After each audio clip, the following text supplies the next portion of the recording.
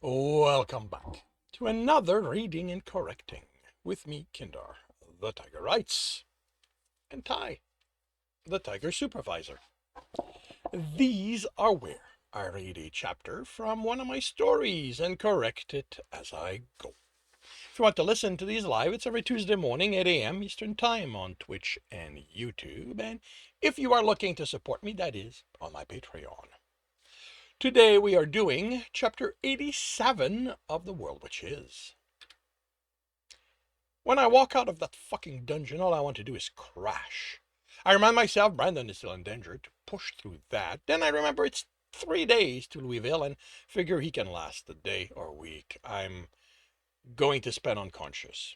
I send my equipment to my inventory, and the cool wind on my skin sends shivers that do nothing to wake me as I head to my tent. The fact I'm crawling into its remnant only registers as I'm falling asleep, and it's not enough to change where I'm heading. I wake up to darkness, the crackling of a fire, and Silver nestled against me. There's a momentary confusion, as I'm certain the tent wasn't up anymore when I fell asleep, but I have something more important to do right now. She doesn't wake up as I put an arm around her and fall back to sleep. I wake up alone to sunlight pushing through the open flap and Silver and Helen's whispered voices. I exit the tent, the tent, and the sun on my skin reminds me I'm naked. I switch to my clothing tab. I'll deal with re-equipping my armor once I've eaten. Sorry I left you two to deal with this, to deal with standing guard. It's okay, Ellen said. Of the three of us, you're the one who really needed a rest after all this. I glance at the team list. Brendan's health is close enough to the quarter mark. I can't tell if it's over or under it. Doesn't matter. 3 days and he's rescued. Will both of you be okay to head back to Louisville after we've eaten? I set a pot on the grill over the fire, fill it with water, and wait for that to boil. So long as you aren't asking me to be there by sundown, Helen says, you can take more of the watches when we camp, and I'll catch up on my sleep. I'll be fine, Silver says. How are you feeling? I snort, wrung out, like I barely healed. Is phantom pain from so much healing a thing, Ellen? She shrugs. I'm seriously considering if Xander's so much of a pain in my ass that I just want to go to Kansas City instead of the ruin. And, she asks, I'm not giving him the journal, and I don't think I can say anything that'll convince him to stop. You can tell him about Fort Knox, Silver offers. Is he going to believe me? It's not like I can prove that's what's in the journal. It's just my best guess, supported by some research. But I won't know if I'm right until we find it. Is that going to be enough for him? Or is he going to demand the journal anyway? Keep the bounty on me regardless. They both shrug, which is the best I expect. Which is the best I expected. Brendan might have an opinion, but it wouldn't be flattering, and not that Xander can be reasonable.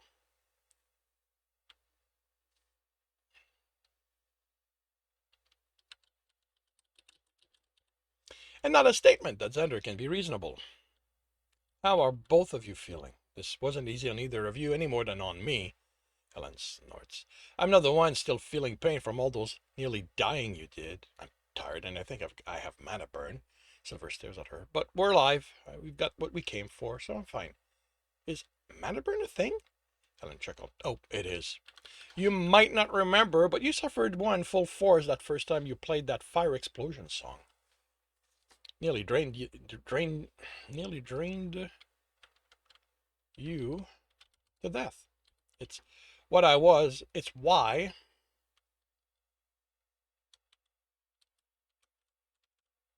It's why I was on your case after that, not to magically exert yourself. Shouldn't you have a debuff and know for sure? I asked. If you have a debuff for that pain you're suffering, do you have a debuff for that pain you're suffering, even though you're healed? It's still going to affect you. Make you stiff, but there's nothing there but your mind playing tricks on you. If I get burned hard enough, I'll get a debuff and I will really feel it. Until then, it's more phantom burn than anything else. I don't remember a debuff. Ellen pats her leg. I doubt you remember anything of the trip to the inn and until after you woke up. Proper rest is the best cure for Mataburn. While the stew cooks, I go over my sheet. I gain another level on the way back, which puts Grit Strike at level 4. To level and I have healing. I put an attribute point in Aether and one in Dexterity. I'm going to be good in Strength for a while with the ring boosting that. And while I also got one boosting my Dexterity, the time in the dungeons taught me that that's one thing I can't have too much of. I split my skill point, except for 3, between Aether and Dexterity training. One to prepare for when I have magic, the other because never enough dex. The stew's barely soup by the time my patience runs out. My patience for it runs out. It's going to be a lot of trees. It's going to be a lot of trees in that skill. Trees. In that skill before cooking time's cut down enough to matter. No one complains. There. No one complains. You know what? This is going to be semicolon. No one complains. Then we pack up and get on the road. The trip back to Louisville is, mercifully, uneventful. Although, after my time in the dungeon, I question what it's going to take for something to register as eventful. I tackle my beard the morning we reach the city. Silver might like it, but all it does is remind me of my time in the dungeon. The city feels just the same as we walk its street. No renewed sense of wonder that we're back here. No sense that I never want to leave it, or strengthening my desire to hand over everything to Xander and just go home. I want to go home, but I still want to make the man regret ever messing with me. The old man's home, when we reach it, does feel more menacing. Maybe it's because I have a better sense of the danger he represents, or maybe he's got magic up this time. After people barged in twice. I knock twice. I knock on the door and it opens with what I swear is a chuckle. The inside is the same as before, and the man is seated in the back living room as if he never moved from there. Brendan's still hanging on the wall, but he's a lot thinner, dangerously so. You survived, or did you give up? I bring out the crystal, and his expression goes from menacing to needy. Give it to me, he demands as I send it back to my inventory. I hate myself for doing this, for putting Brandon in more danger, but I just can't simply hand it over. What are you going to do with it? That's powerful. You can do a lot of damage with something like that. He stares at me as if he doesn't understand what I said. Damage? He chuckles. That's what you think I'm after? He laughs. He tries to say more, but he's laughing so hard he falls out of his chair. I really thought that was just an expression. The laughter eventually turns to wheezing, and I'm worried he's hurt himself. He pulls himself back. He pulls himself back into his chair and catches his breath. I force any concern I feel not to show. A long sigh is broken by chuckles. Kid, do you have any idea how long I can sustain myself with that crystal? Sustain myself off that crystal? Keep the hunger at bay? Actually have a life? So you want it so you won't? You won't hurt people? I can't keep the disbelief out of my voice. Is that so hard to believe? His carries hurt, but I look at Brandon. He barged in, attacked me. I'm allowed to defend myself. I could have gotten a year or two out of his life force if that's what I was after. Other than the fact I know nothing about what he is, that sounds reasonable. And it isn't like I have any leverage here, really. I doubt that me being dead will prevent him from accessing my inventory or getting someone to do it for him. I hold the crystal. Release Brandon, and you have my word I'll give you the crystal. A gesture, and Brandon crashes to the floor. Ellen and Silver are there before I have to say anything. I approach the old man, studying him. He's already demonstrated he's got enough magic to keep us here once he has it, so I look for any sign of duplicity. All I see is hope and hunger. I hand it to him, and he snatches it.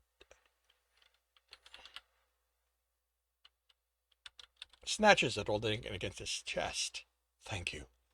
I can't get myself to respond. Not after everything I've gone through because of him. What's your name, kid? Dennis McLeod. Thank you, Dennis. You have no idea what this means to me. I find I don't care.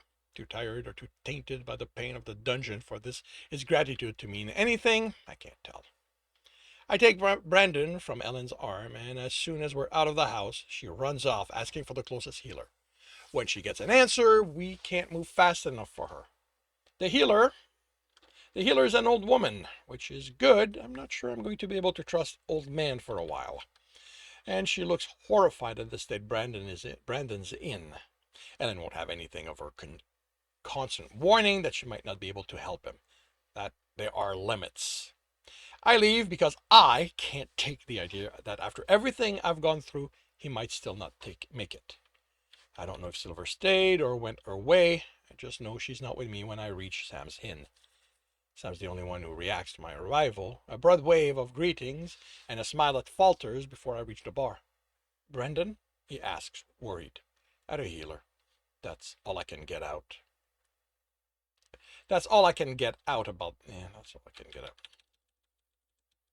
Sam? I feel the tears. Can you take me to your bed and just hold me? He doesn't ask questions. He takes me there. Then his arms are around me, and I try to feel safe in them. I feel better when I wake up. A lot better. Sore in some places, but I don't mind. I'm the one who initiated the sex, so I kind of deserve it. And it's a nice soreness. I surprised myself with how forceful I was, how badly I needed to feel something other than the misery I was drowning in. Some protested, but I convinced him. I don't regret it. He isn't there. I vaguely remember him getting out of bed at some point. There's a tub in the room next to him, and it's filled with hot water. There's soap on the table next to it with towels.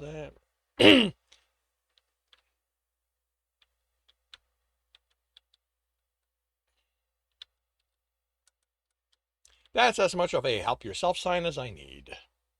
The bath feels nearly as good as the sex. The water doesn't cool, and I consider staying until I've dissolved. But it's best if I don't overstay my welcome. So I scrub until I'm confident the sense of dirtiness that's left is my imagination, dress, and head down. Sam greets me with a smile and a coffee, and it is wonderful. You okay? He asks. I'm better. I sever another sip. I'm new at all, well, last night. I don't want to be callous or ungrateful, but I also don't want to leave you thinking He places a hand on mine. Dennis, you needed something I was able to give you. I'm glad I was there for you. I don't expect you to feel like you need to pay me back or that you're now attached to me. But, he smiles, I appreciate that you're concerned about my feelings too. Too many guys around here take for granted I'll take them to bed. He squeezes it gently. Thanks. I finish a coffee and order a large breakfast. Then I head to the healer, where I'm relieved to find that Brendan will survive, but it's going to take a few days. Fine with it. After the dungeon, I need time with nothing happening. It's 5 days of walking around the city, selling the stuff I gathered from the dungeon for a decent sum, which gets spent on getting Aaron's armor and sword repaired. I don't need them, but his family will want them back. That's what's left goes towards supplies. When Brandon shows up at the inn with Ellen, he's back to his old self, with the smile and look at how awesome I am.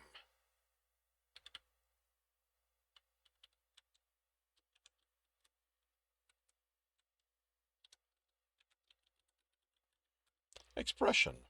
I intercept him as he heads to the bar. How about we have a talk outside? I ask, in the most neutral tone I can muster right now. I'll be just a minute. He calls to Sam. I make And we make it 5 steps from the door when he asks in his usual jovial tone, "So, what do you want to?" I round on him and deck him. On the team list, his health flash. His health flashes, showing I've done some damage. What the fuck?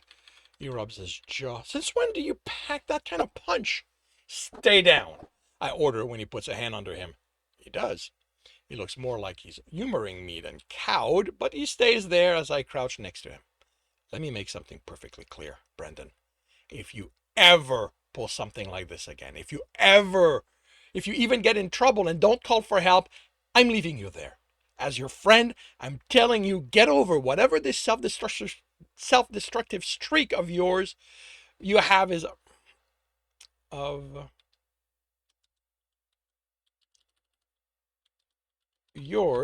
about. Because I am not going through this again. Am I clear? Now there's worry when he nods. Good. Next, you are going back to that old man and you are apologizing for barging in and attacking him. Don't! I warned as he opens his mouth. I don't care if you think you were justified. If you feel you've already paid enough, you are going to do the decent thing and apologize. You aren't asking him about Fort Knox while you're there. You go, you say you're sorry, and you return. What if he doesn't let me? He hurries to ask. I roll my eyes. If he wanted you dead that badly, you'd already be dead. Be polite and respectful, and I'm sure he'll be fine letting you leave. I lean in his face. You can do that, right? Politeness and respect. He hurries to nod, and I stand. Get to it. But I told Sam, he'll wait. Maybe having to show respect to someone will also teach you to appreciate people like Sam. I head back inside and sit at the bar, my back to it, watching the door. He comes in and I'm dragging him to the old man myself. You left anything for me to enjoy? Sam asks. Everything's attached, and who knows, he might come back with something extra for you to appreciate. Like what? He asks, dubious. I smile, respect and appreciation. He snorts, then sobers. You're serious? I shrug. Hey, they say hope springs eternal, right? And that concludes Chapter 87 of The World Which Is. If you are enjoying this, please leave a like. If you want to know when the next chapter will be up, subscribe and hit the bell. If you want to read this story, it is up on Royal Road for free. If you want to support me and read ahead of that, that is on my Patreon. And if you are looking to listen to these live, it's every Tuesday morning, 8 a.m. Eastern Time on Twitch and YouTube.